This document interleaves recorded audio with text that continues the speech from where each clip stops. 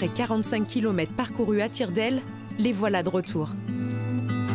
Ces pigeons voyageurs ont été lâchés loin de chez eux et ils ont dû retrouver leur chemin par leurs propres moyens.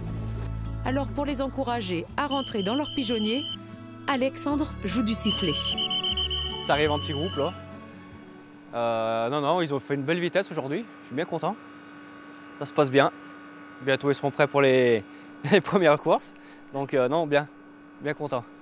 Lors de la course finale, les pigeons devront parcourir plus de 500 km à la force de leurs ailes et grâce à leur sens de l'orientation. On va rentrer pour aller voir un peu sur l'ordinateur les pigeons qui sont arrivés.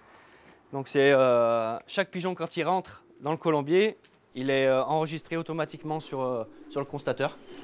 Un classement permis par la puce électronique portée par chaque oiseau.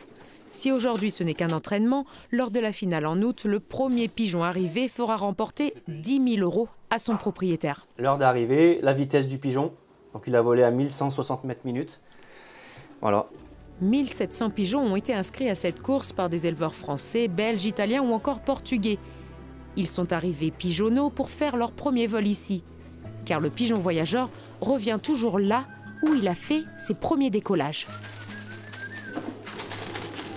Voilà, ça reste un peu le mystère du pigeon voyageur, donc il y a pas mal d'études qui ont été faites. Ils ont une vision qui leur permet de voir le champ magnétique, ils ont un odorat bien plus développé que le nôtre, et puis ils ont dans les parties là au-dessus du bec, les caroncules ou les morilles, donc là-dedans il y a de la magnétite, c'est une pierre aimantée, donc peut-être que c'est ça qui les aide aussi à s'orienter dans le ciel.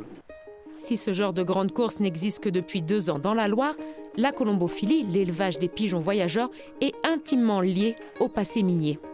Beaucoup de mineurs ont pratiqué la colombophilie. Ils passaient pas mal de temps sous terre, dans le noir. Et le fait de voir voler leurs pigeons avec un beau ciel bleu, je pense qu'ils avaient beaucoup de bonheur à pratiquer ça.